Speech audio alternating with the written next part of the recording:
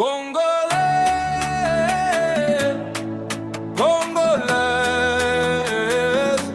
on se parle vrai. Bâtir ta maison, envoyer l'enfant à l'école. Tu cries système, tu touches un peu de cash. Tout part en fait en pagne. Demain l'assiette est vide. Tu dis juste les grands, les ministres et leurs amis. C'est pour toi aussi, c'est pour toi aussi. On accuse les dirigeants. On accuse les systèmes, on accuse la corruption. Alors, si les véritables problèmes étaient plus profonds, Congolais, Congolaises, histoire, na Betelebino et Zaboui. Ceux qui sont Congo na biso, pays na biso ndenge zali, to pesi yango ba américain. Ba américain pe bazui mboka na bango États-Unis. Pesi biso ba Congolais. Babito fanda pendant 2 ans. Est-ce que les États-Unis et Kozala ndenge za bongo lelo na ba Congolais na kati? To RDC et Kozala occupé par les Américains pendant 2 ans et kotika la RDC a lelo to eko changer. Yango na des sujets to développer lelo. Ça veut dire que ceux qui Congo o Kozala occupé par les Américains et kobonga pendant 2 ans et ba foule ko limo. Et bon, les États-Unis ont été dirigés par les Congolais pendant 2 ans. Et comme ma poubelle, cela veut dire que Togo qui est dirigeant, Togo qui est économique qui est mabé. Mais tant que tu as changé de mentalité, et là, on est ça la maté. Il y a un sujet de les alliés. Changer d'abord la mentalité avant de vouloir changer le pays. Pour ce faire, vous savez qu'on a déjà pembé dans na zongisiye bosenga ki mingi l'entrepreneur Patrick Malumika. Bonjour l'entrepreneur. Bonjour monsieur Kevin Moba. Je suis très heureux toujours de participer dans votre émission. Ndenge balobaka ke soki na ye na ndako nzambe na larana esengo. Donc ngai pe soki na ye na kati émission na yo et ça ngai esengo pour to lobelaka ba question épineuse ils ont dérangé mboka. Alors na yango nyonso o to lobela ezana maboko na yo. Merci. Est-ce que vous allez me représenter ce soir? Vous allez me représenter pour te bien déjà. Et à l'objet presque tout. Ma parole est dans yo chaque fois ma caméra va déranger Congo, tu vas toujours kobenga yo pour population basengio ba déclarer au mingi. Donc il y a wana lelo to le bidon. Merci. To solo là, on met la mentalité. OK. Quand on parle de la mentalité, de quoi parle-t-on exactement vraiment? Donc to la mentalité mais eza non ni le liboso. Bon. La mentalité c'est un état d'esprit. Un état d'esprit. Oui, la mentalité c'est un état d'esprit des individus. C'est la manière dont les individus conçoivent des choses dans leur tête. C'est ça la mentalité. La mentalité façonne les comportements. Ok. Vous voyez un peu? La mentalité façonne les comportements et ça détermine la manière d'agir ou de réagir d'une personne ou d'un groupe de gens. La mentalité détermine la façon d'agir d'une personne. La mentalité. La mentalité façonne les comportements. Vous voyez un peu? La mentalité façonne les comportements. Un état d'esprit qui crée un comportement et le comportement par la suite, c'est la manière d'agir ou de réagir. Vous voyez un peu? Façon oyo, yo okokiko agir ou réagir face à un stimuli. On est vraiment la notion de psychologie. Et voilà, face à l'ikambu, l'ikambu moko ya liboso na yo, comment yo réagit ça? Donc on peut dire que la mentalité, le comportement, la base d'abord c'est l'éducation. En fait, en quelque sorte. Parce que les comportements, plutôt la mentalité est influencée par l'éducation.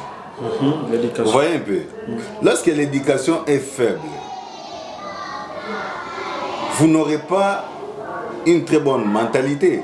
Vous allez voir déjà une différence entre quelqu'un qui a étudié et quelqu'un qui n'a pas étudié. Comparez leur mentalité, leur façon de raisonner, leur état d'esprit. Donc, directement, vous allez, quand bien même vous ne connaissez pas les deux personnes, s'il faut comparer, mais devant vous, vous allez, à travers leur comportement, leurs réactions et leurs vous actions, lisez déjà leur... vous allez lire déjà son comportement, sa manière de vivre avec les autres. Donc, à travers déjà sa façon de parler, de raisonner. Exactement. C'est là où je vous rejoins que l'éducation influence la mentalité. L'éducation influence la mentalité. La mentalité. Ok, donc la base, c'est d'abord l'éducation. Mais on a combien de sortes d'éducation? Bon. Parce que l'éducation, tout le monde a... Parce que l'émission est bilingue. Hein? Exactement. Parce que tout le monde a l'éducation. Au moins, papa appelle ça éducation, maman appelle ça éducation, oncle, église, école, balabala, camarade, bandeko. Mais l'éducation, c'est bien. Bon, l'éducation,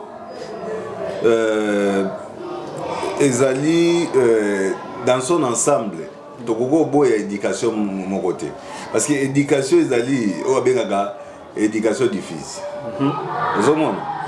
Éducation du fils. Et ça, tout le monde a balabala, les autres qui ont des réseaux sociaux, tout ça, les autres ont un comportement, influence sur les réseaux sociaux, na balabala. Voilà ça éducation. Ils appellent éducation du fils. Ils ont une éducation toujours en école, instruction. Éducation scolaire. Éducation scolaire. Donc on a cadre aux alliés. Voilà, bazo pour instruire bien. Tenir biso rigueur pour marquer le recote parce que tous en école. Voilà. Bazo pour instruire mutu, bazo pour apprendre ba valeur moko boye na kati. Ya bazo cotiser na ba enseignement tout ça. Wana pe za éducation. Na église pe ba lukaka ko inculquer bato ba éducation à travers ba matière, ba conduite. Ozomona na kati église bien que ezana ba pratique musu c'est ça ba makana ba milieu wana pe ya influence rapé éducation ya mutu.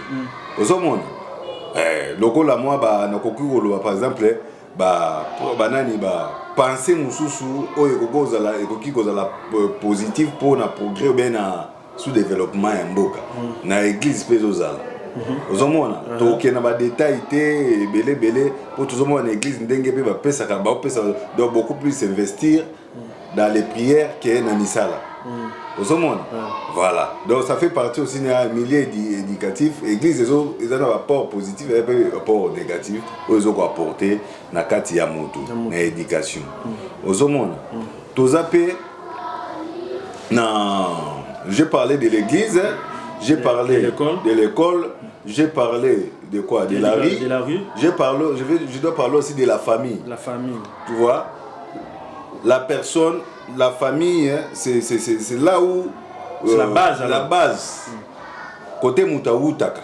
abotamaka donc milieu wana soki éducation bazo coopérer na école tout ça voilà peut ko surveiller ba camarade te o bazo pesa mon éducation bakoki pe ko faillir na kati ya éducation ya mutu ozomona donc ça va milieu éducatif wana na tangi c'est la rue j'ai cité l'église j'ai cité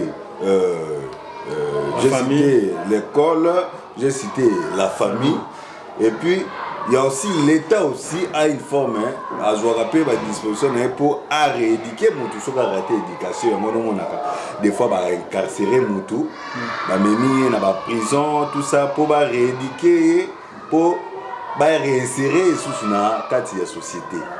Donc c'est comme ça mais de recevoir éducation dans la milliers d'années. Bon, pour la question il y a curiosité. Est-ce que l'éducation égale l'intelligence? L'éducation et l'intelligence, ils ont deux mondes différents. Parce qu'on peut être éduqué sans avoir l'intelligence, je ne sais pas. C'est à vous de nous apporter la lumière là-dessus. On peut être bien éduqué, mais on n'a pas l'intelligence. On peut être intelligent, mais on n'est pas bien éduqué, je ne sais pas. Bon, la question, pour moi, nous répondre à la question que vous posez là. Éducation, intelligence, ils allaient la capacité. Vous avez intelligence, ils ont la capacité. Ils allaient héritage. Oh, moto, à koki gojoa, na kati yaba boti na ye. C'était l'héritage génétique. Oh, moto gojoa na kati yaba parents na ye. Moni, ba potentialité riche ou pauvre. Vous avez oui. Vous que non, maman sukaza na mayele mingi vraiment te, papa zana mayele mingi vraiment te. C'est difficile ba misamona vraiment mayele. Vous avez ce sont des potentialités, l'héritage génétique oyo mwana azwaka na kati ya parents na ye. Tandis que au lobby tout ningai nanini. Est-ce que l'éducation est à mon intelligence? Voilà. C'est quoi éducation ezanini? Ezali manière yako la kisamoto ndenge makambo ekendelaka. Ndenge ko vivre na batu. Voilà. Ndenge ko vivre na batu te mais ndenge makambo ko kendela. Donc savoir vivre, savoir faire, c'est ça l'éducation. Tu vois? Savoir vivre. Savoir vivre. Savoir faire. Savoir être faire. aussi. Savoir être. Okay. C'est ça l'éducation. Ok. Vous comprenez? Donc, l'éducation c'est vaste. L'éducation c'est un mot, je peux dire un mot valise, qui a un aspect multidimensionnel. L'éducation est tellement vaste.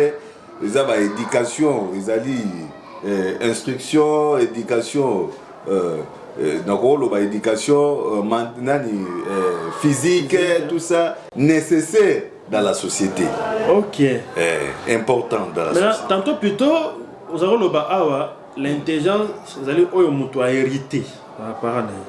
Donc on peut dire, ça fait partie de la culture quelconque. Oui. Ça fait partie de... Est-ce que la culture influence... Non. Intelligence, ça fait pas partie de la culture. Bon. Ça fait pas partie de la culture. Oh, je peux dire, l'éducation, la culture provient de l'éducation. La culture provient de l'éducation. De l'éducation. Il y a raison pour laquelle je vous ai dit, donc, éducation, ndé angwana ezopé sa culture na mutu. Oui. So mutu a mesani mingi na likambwana et ça et comme habitude ndé angwana etika li culture na ye. Bon, toko lo babo. Je sais pas cause elle est intelligent, mais a mesana par exemple na koyiba, etika pe culture na ye. Oui. Mutu a cause la intelligent a mesani na moyibi. Vous comprenez? Et donc ezali milliers oyo ya vandinde ezoko influencer. Ozomona culture ezali et fournissaka ba valeur. Ozomona soki boza na culture moko boye bozomona ke moyibi eza normal. Moi na botami. Il y a un savant qui a dit l'enfant né Jean-Jacques Rousseau je crois. L'enfant né bon c'est la société qui les rend mauvais. Vous voyez un peu. Quand l'enfant naît dans un milieu où on banalise, par exemple les vols, on trouve ça normal. Moutou, akoko botama intelligent, mais milliers nayo akuti. Et ça dit que à mon avis, Moïse est normal. Hier on s'adapter, on se plonger. Naka tu as culture wana. Donc culture eza na ba valeur na kati. Ozomona culture ezaka na ba valeur na kati. Eza na ba honnêteté na kati ya culture mutu. Donc ba vertu. Ozomona mutu azosala malamu azosala mabe mais azomona ngo eza malamu. manque à ça vertu. provient, il y avait l'éducation déjà, il a dérouté bien avant, les communes culture voilà, culture.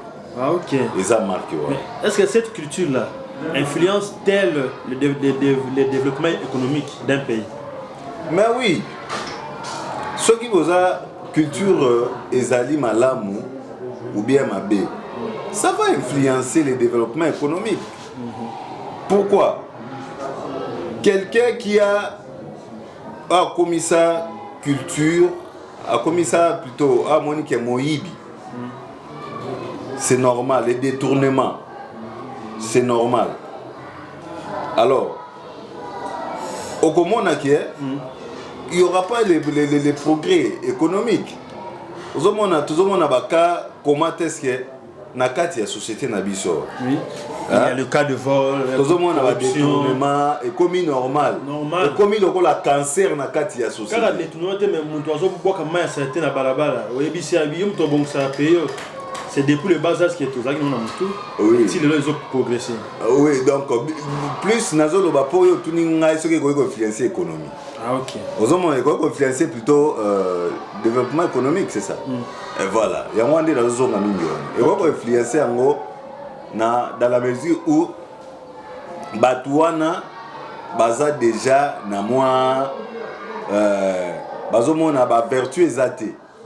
Aux hommes prenons par exemple Moutou Azali, na culture moko ya o ba mona ke chance loko pam. Ozomon. O tozelaka bisoka nzambe fo apesa. Tozela nzamba apesa. Cette culture, cette personne ne va pas produire. Parce que Azo Vani quelque part, il attend que Dieu puisse cultiver les maïs, puisse j'attends que Dieu envoie la manne comme voilà comme à l'époque de Moïse. Une chose qui ne se fera plus jamais. Voilà. C'est par là que ça va impacter l'économie parce que les gens ils croient à des pratiques là qui vont à l'encontre de la production. Imaginez une personne qui est en train de se promener, mais dans sa tête est en train de penser il devait ramasser au moins 1 million.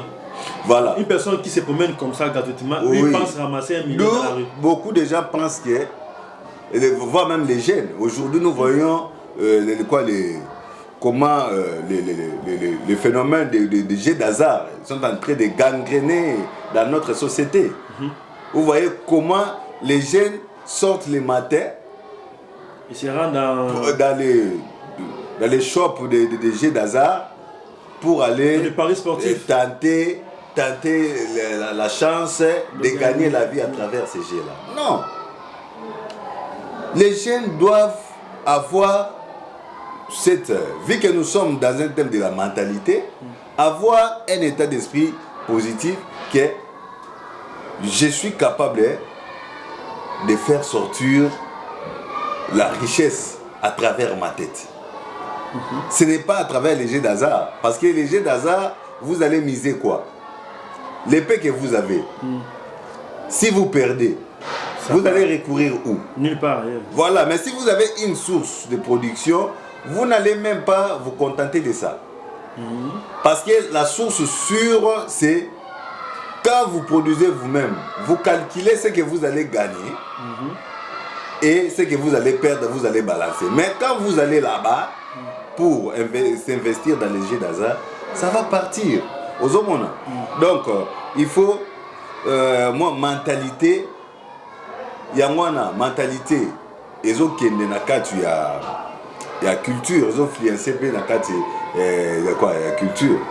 Mais est-ce que ndeko malumika mentalité za ko influencer mentalité pour outil na culture na biso mais culture au monde à chaque fois ba maman ba papa azui salité na ina ndako boki na balabala mbule beti afungoli dal le saleté wana est comme kobima soro lobi na yom to bon samboka oyo est-ce que vraiment cette façon de raisonner peut aider les pays à aller de l'avant?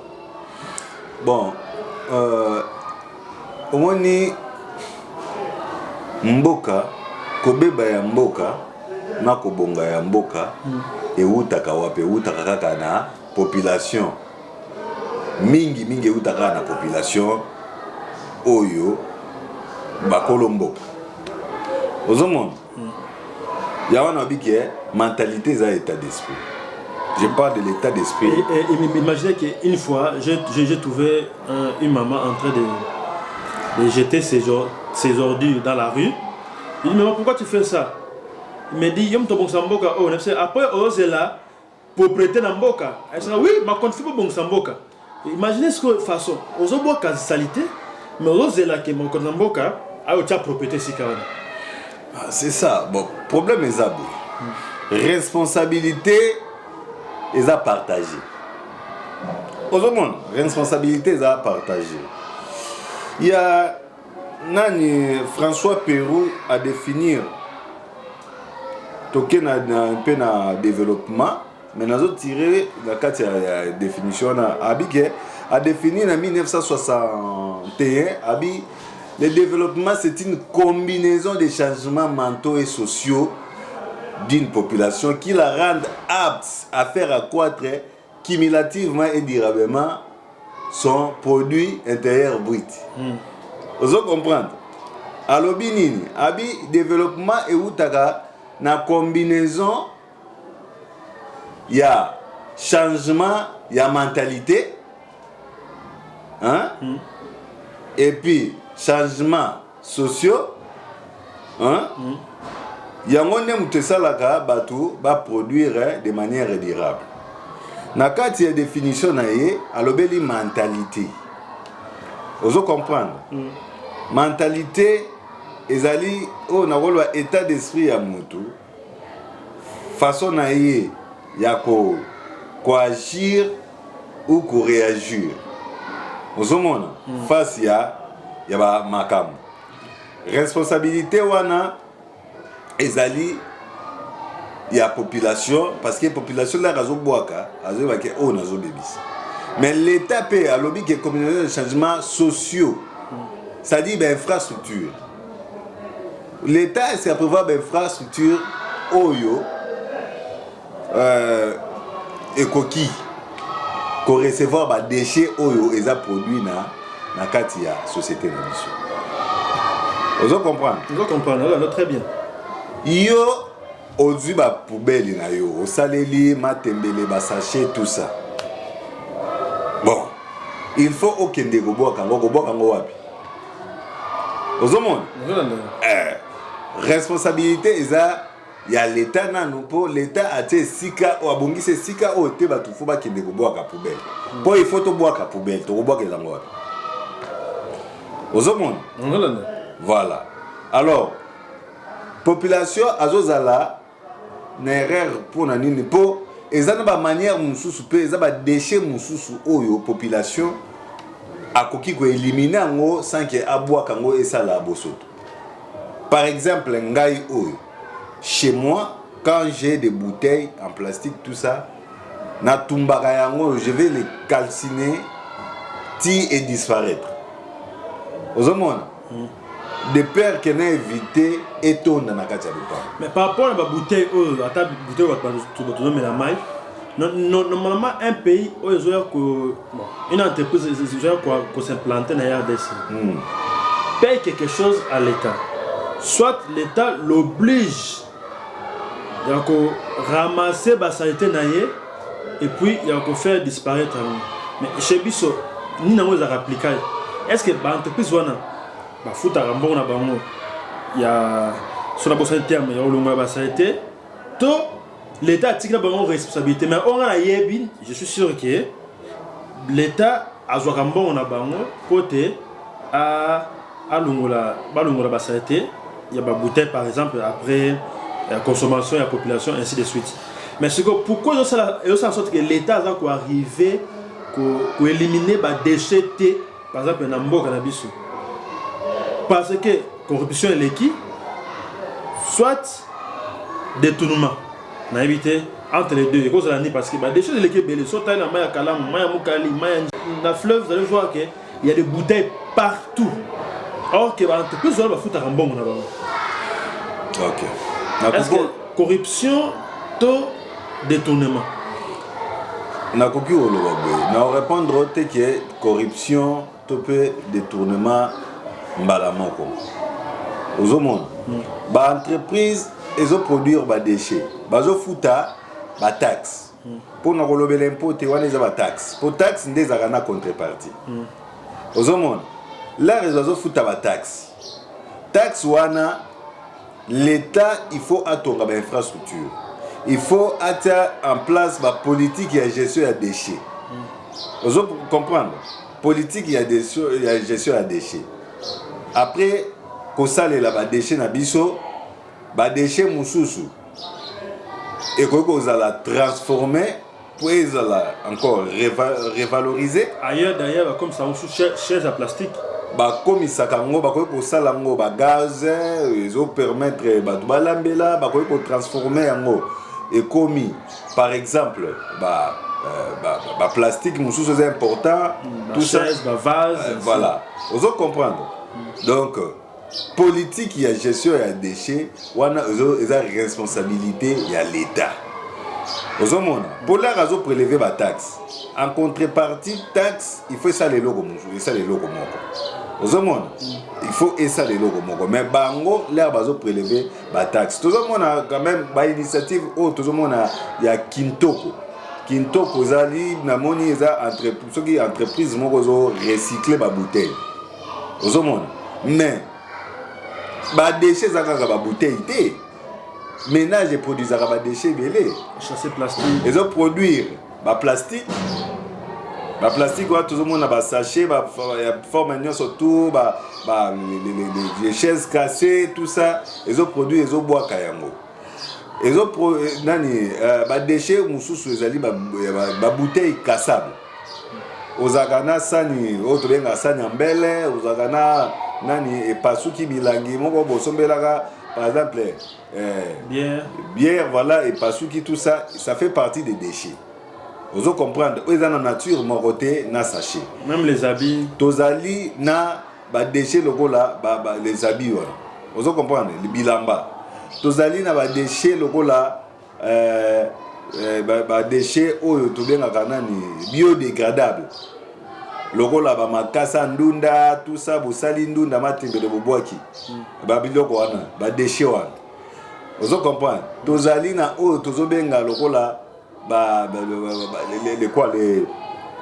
Les tôles wana ni logo la ba déchets logo la ba canettes wana tout ça voilà tozana ba déchets logo la ba déchets électroniques ozana ordinateur no et baby téléviseur baby tout ça ba déchets wana ba ko tia moza nature mon côté il faut zana politique ya gestion ba biloko wana vous comprendre mais entreprise wana ba pesa ba mbongo na bango pesa ka bambongo wana ozomona ba entreprise des opesa ba entreprise des produire ba déchets misusu ezopesa ba déchets nyos touté ba entreprise wana produisa ozomona lokola mama o ateki o atekaka ndunda asi afuta ka taxe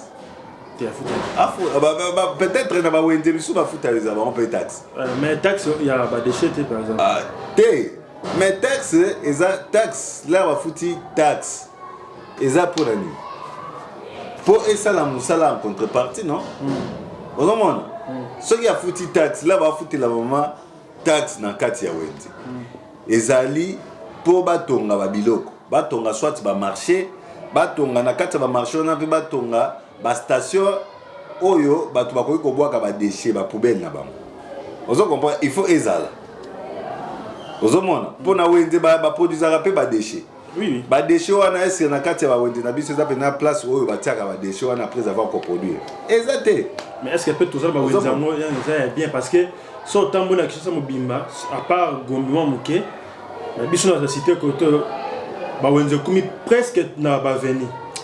Voilà. Les mamans, le papa vendent dans des avenues. Tout ça, vous appelez ça belé. Oui. Parce que dans l'avenue, c'est difficile. L'État a contrôlé un certain moment. Mais dans le marché, c'est facile. Donc, ça a été en bloc. C'est comme ça.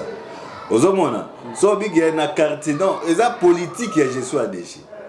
Aux hommes, eza difficile na ko répondre que eza difficile te na wenze to pe na donc par là on peut dire que le détournement ou la corruption n'est pas ma progression na biso progrès na biso ezouta ndenge to lobaki ne bandeli eza détournement na ni lobi na corruption babiloko wana eza na mentalité parce que c'est que mentalité ya congolais ekota makasi na corruption ekoti makasi na kati ya détournement ya ngona moyen a servi mboka kitoko ezate parce que da aya bake soit à côté na pouvoir eza pour s'enrichir et non pour servir mboka c'est comme ça ozomona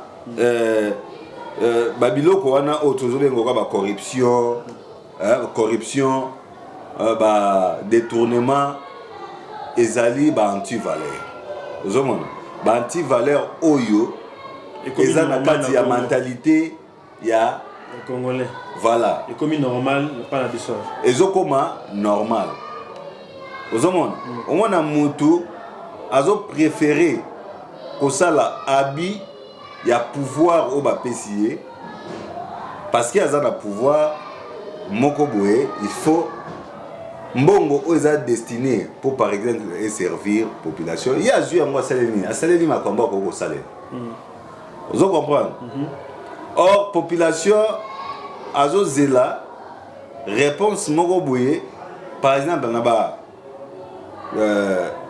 taxe au bango ba futa vous mona ils ont fait freiner mboka suite ya mentalité nde eza à la base ya nyonso c'est bien parce que au monde appelé ba policier samedi par exemple au lieu avait na salon aux allés établi par l'état ya roya asuka mbongo akenaye ba kombola te mais ata ba kombola pe ba kwa c'est on wapi il y a un sous problème c'est ça et on appelle sur réseau sur ba qui responsabilité d'aller partager et la biso et la bango biso tout mental na tata ça nini et beba déjà voilà na makamio soana voilà est-ce que na kata ba mapango so tamboli okokuta bazali na place moko batia ata babomba ba salité là-bas service hygiène tout ça voilà service à hygiène des alliés et les gars mais ba service wana eza ba service moko eza activité ozomona ba service moko eza activité service ya hygiène non seulement service ya hygiène mais nani oyo ministère ya nani oyo ya environnement on comprendre bango il faut bâtir en place ba mécanisme moko boye pour na préserver environnement ozomona pour na ko luka ko battre l'environnement ba politique ba ya gestion ya déchets on a olobela awa politique ya gestion ya déchets comment bokoki ko gérer ba déchets na bino oko condamner ngai na zui mai na meli na boaki bouteille na nzela ko condamner ngate po place oyo il faut na boaka yango eza bouteille eza produit mais côté oyo bayebaki après production ya bouteille wana il faut boaka bouteille wana siko ba ko boaka ngo wapi ni ata ba poubelle za non petit yango nazoloba ba station au l'état abatie au tokoli ko boaka yango ozomona à l'époque il y a l'union européenne na ba nani nae ba financement nae ya kala atsaki je pense que ezaki na ba 2012 boye tout ça tokende bazalaki na système ya hotel ba station moko ba ko boaka ka ba déchets ils rami na ville car à peu près voilà bazo zwango siko bazo ki ko boaka ngo quelque part bazo ko recycler ba sango ba gaz mais union européenne projet wana si là allez poubelle ezonga nango partout ozomona yango wana pona ngai na koyi koloba bo gouvernement il faut azala na projet moko boye ezala clair projet ya gestion ya déchets vous comprendre projet ya gestion ya déchets ce qui ezaki bango batia en place ba lié oyo ba koki ko gérer ba déchets wana de manière pour ba déchets de quoi divers déchets oyo ba ménage produisent aux hommes ils ont produit ba plastique ils ont produire ba manzanza ils ont produire ba déchets oyo tokolo ba pièces électroniques ils ont produire ba milangi les bouteilles cassables ils ont produire les habits on a tout ça donc on a ba plastique toye na les déchets biodégradables on va transformer par exemple na ba iré ko tia na bilanga vous comprendre ba biloko wana politique wana na pas na biso ezalité ozomona na ba mboka oyo ba continent biso ba voyageaka wana ta ba kendaka je suis allé en France je suis allé en Genève nde ba kendaka wana ba mona ba matembele Nandela amona raté est-ce batwana baliaka bandunda te baliaka bon ba mona ba canette ba canette oyo Nandela ba nani ba mi langi ba canette wa canette les raté pour mingi kwa kenda côté quand le sous l'état ça somba quand le sous na boka bato yango wana lo monta consommer a bombi nandaku voilà comme belé ake à vendre on l'état PC mon sol yango wana c'est-à-dire l'état il faut atia politique moko boye ya gestion ya déchets ozomona soki kobenga ba investisseur baye na kati ya mboka hein o bakoki ko transformer par exemple bazozwa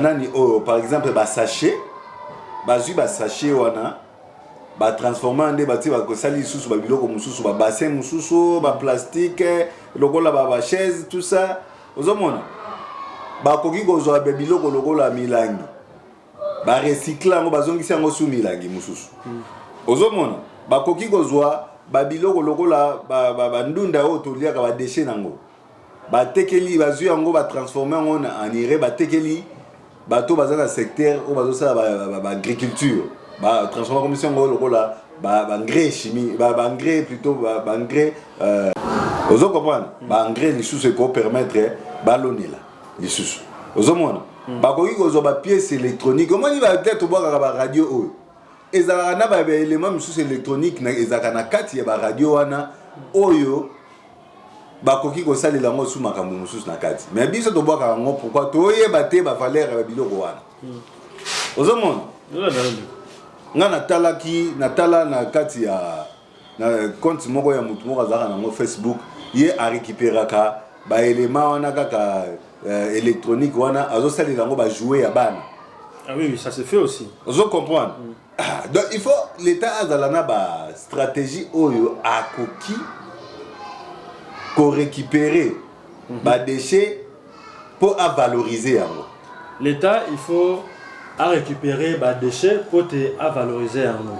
Biso pe ba congolais toyeba ke okokite ko lamkana tongo na makanisi na yo ozwi basalite obwaki na balabala mais ozela mboka ezala propre ozela ngungi alimwa ozela nzinzi akima ozela bafumi balungwa wana ozela bakafa balungwa sikana bakolungwa te pourquoi parce que obebisi de ya culture na yo obebisi mentalité na yo lelo ekomi mutu asimbi lichette à l'époque toyebaki biso na Congo toyebaki bakoteli mutu na ndaku c'est tout un quartier qui s'élève pendant que ne sauve de quoi.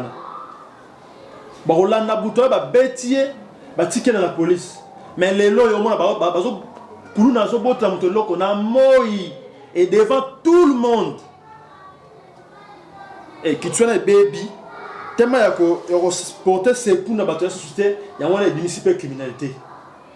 Ya wana criminalité mati makas parce que toujours ko luka ko porter sous ses coups te na bato. To linga mo société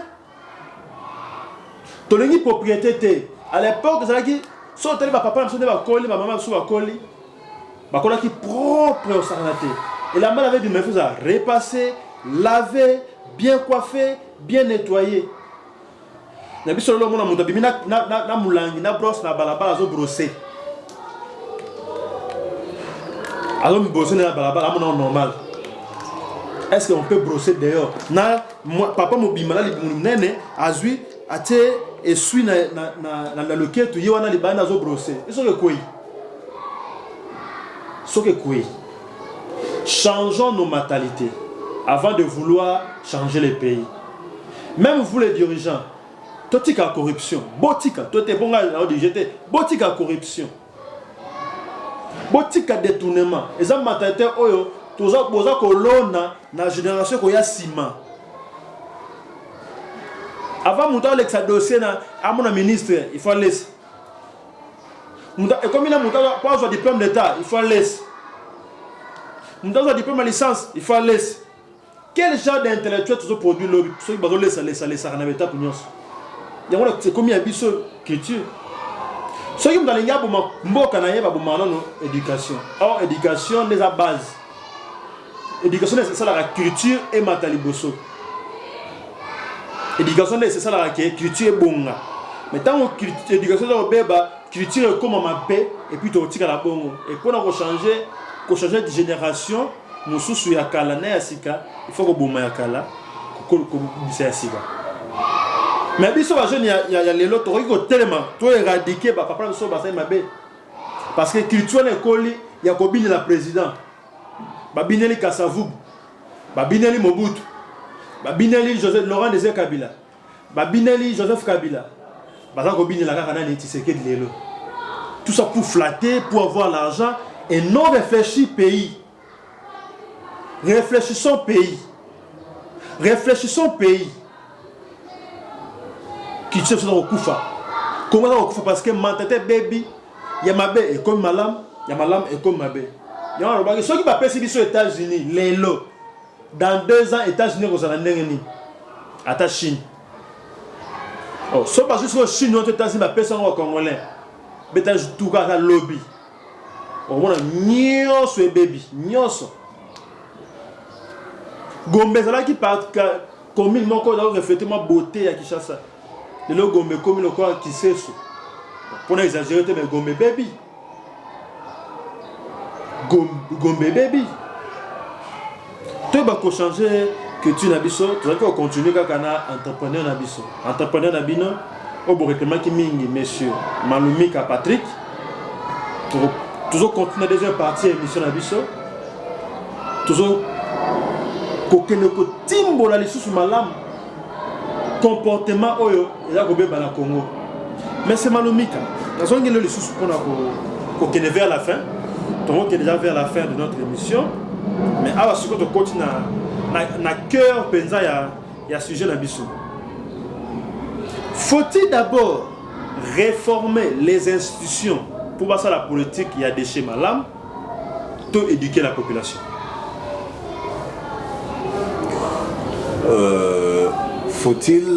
Faut-il d'abord réformer les institutions pour que pratiquer politique malam? Donc, il faut d'abord commencer par éduquer la population. Bon, moi je pense bien que ça peut se faire au même moment. Au même moment. Mais oui. Mais qui est censé réformer les institutions et qui est censé, rappelle sous question sociale, qui est censé éduquer la population si tout le monde a une mauvaise mentalité? Si, ça doit se faire au même moment. C'est la responsabilité de l'État. Mais il y a l'État, ça n'a pas déjà. Mais l'État est un L'État est un L'État est un biso. Ezalinga ezali yo. Biso nde tozo travailler kuna. Bato to mona kana l'État wana ba décider wana. Ba utaka wapi? Ba utaka na kati ya société nde bazo ki travailler kuna. Là il y a lieu d'abord d'éduquer la population parce que la population demain est augmentée dans l'institution. Oui, nabi, mais en attendant tozo vivre. Tozo la que population to banda ko éduquer population o wapi. D'abord, l'État, il faut avoir en place un règlement. Aux hommes, avoir mibeko, oyo et quoi recadrer la population. Mibeko, il y a un moutou. Soga sali mabe, il fallait contraindre. Aux hommes, l'État doit mettre en place un cadre, des règles, comprendre. Pour orienter la population. Mais il y a un qui empêcher pour réformer l'institution. C'est comme ça. Donc, réforme l'institution, et quand on a la freinte, il y a qu'à rééduquer la population. Voilà. Donc, l'État a réformé. À TP, il y a des règles, des lois qui sont votées pour la transformation sociétale. Maintenant, c'est comme ça. Pour cette transformation de la société, quel est le lieu idéal où il y a 7 plus pour nous éduquer la société? Lieu où approprié. Parce que totani awa tolobi et si l'État parce que l'État a ça na ba bisika oya koki ko tsa le boko pour éduquer société. OK. Donc lieni ni l'État ko tsa le boko plus pour éduquer société na population disons. L'État a koki ko éduquer population na d'abord na kati il y a qu'on s'investir dans l'éducation. Éducation, c'est-à-dire école des formats. École des formats. Mais, la justice doit être indépendante. Voilà. Mibeko, il y a un moutou, il y a un taramoutou.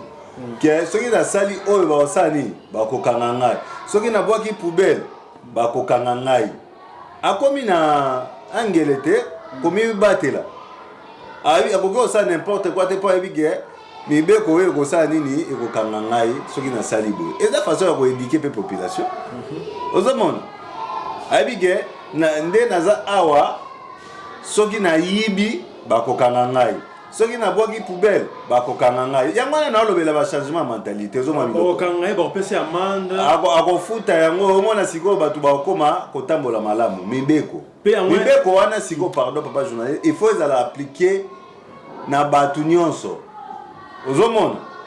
Il faut appliquer na batu nyonso. Depuis le sommet. Oui, ta olobi ke yo au petit peuple au boaki eloko bakangi yo.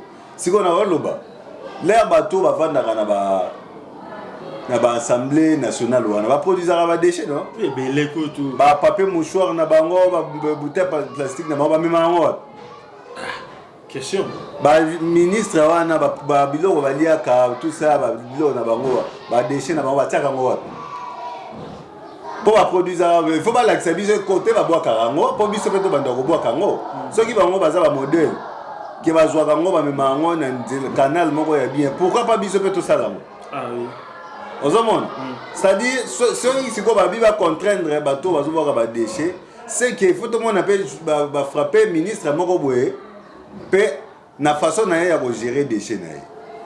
Ozomona lelo oyo l'État koki kokanga batute pour na nini bango moko banda likolo kuna ko kitati na se il faut ba lakisa biso ba gérer déchets na bango ndenge. Ata pona bongo te mais so tape bien nos maisons ne sont pas enregistrées électroniquement.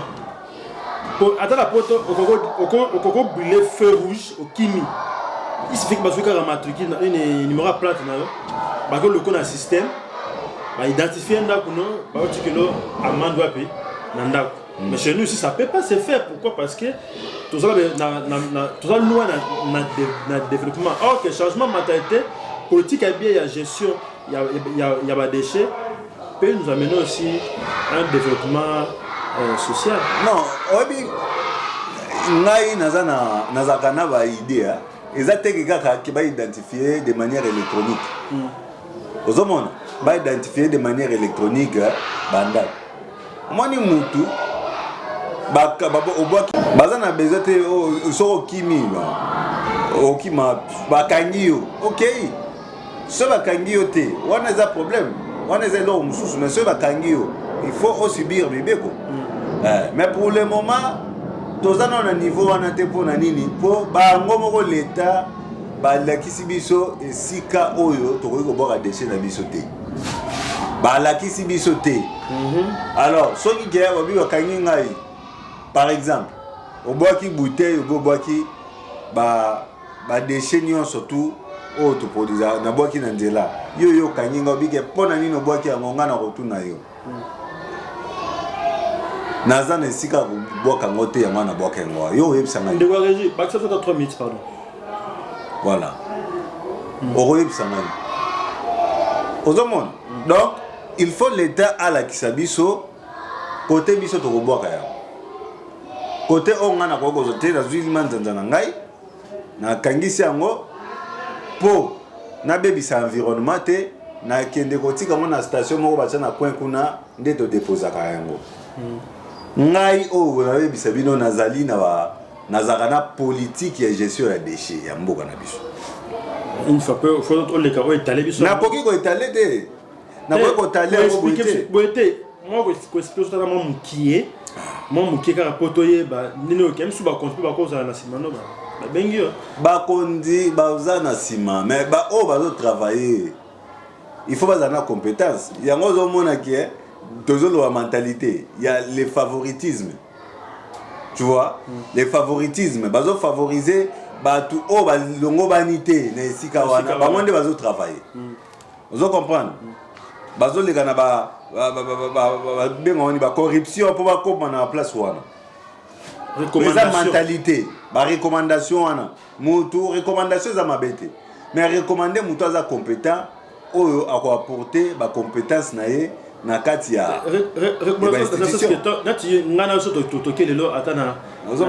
na primature tu viens de la part de voilà mais c'est aussi mal sigo mutu azoya ba tu viens de la part so yena de la part ya mutu mo mais bazo vérifier compétence to ne ba ota la poids ya mutu wana atindi alors ce n'est pas ça supérieur na so ka boy il poste ne lungo do a obligé ce n'est pas ça voilà moi personnellement nazarana comment gérer ozomona banda na ménage topé banda na ba ménage ba entreprise tout ça ba entreprise publique privée ba honneur surtout ba ko produire ba déchets politique ya kozo ba déchets wana ozo comprendre kozo yango côté bazo produire yango ti na valorisation nango ozomona ba déchets ya lolenge nyonso kozwa yango uta côté bazo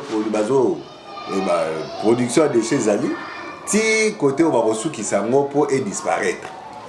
Ça va monsieur Malumika olobaki awa il faut l'état atia le boko ne mingi na système éducatif na ba école côté ameka ko laver ba cerveau ya ba congolais parce que ba odia ba bimina ba école wana justice à s'occuper na bango mais génération azoya sima il faut ba école ezala makas est-ce que ba école ngo pe ezali ko former ba en tant que ba producteur to ba chercher d'emploi parce que matate pe zawana ming biso da raso aussi classe j'ai l'honneur de mais ailleurs je dois produire quelque chose. L'État a besoin à revoir mentalité côté chercher système ce qu'on a besoin basali comme ça va chercher d'emploi tout va producteur. Oui mentalité changement de mentalité changement de mentalité et la prise de conscience. Vous avez prise de conscience. La prise de conscience wana il faut ezala d'abord à hiérarchie pour ba monde mutu ba décider. Vous avez ba monde mutu ba décider. Est-ce que l'État na biso nanu azana na politique moko ya ko valoriser ba entrepreneur. Vous avez quand à peine même na uti goyoka qui est un programme moko boye pour na ko promouvoir entrepreneuriat des jeunes. Mais au moment on a par exemple le financement wana ba entrepreneuriat des jeunes et au Kendega na ba jeunes ba sala la politique. Il y a un sous problème. Donc biso c'est ça la politique pour to bénéficier na financement wana. Na financement wana. C'est ça le problème. C'est ça le problème. Mentalité pour gagner la vie, il faut aller dans la politique. Voilà. Mentalité à favoritisme. On a la mentalité à favoritisme. Mentalité à tout quitter, mentalité à favoritisme. Oui, il y a un lobby. Ezali na kati ya financement par exemple pour l'entrepreneuriat lokola nga naza entrepreneur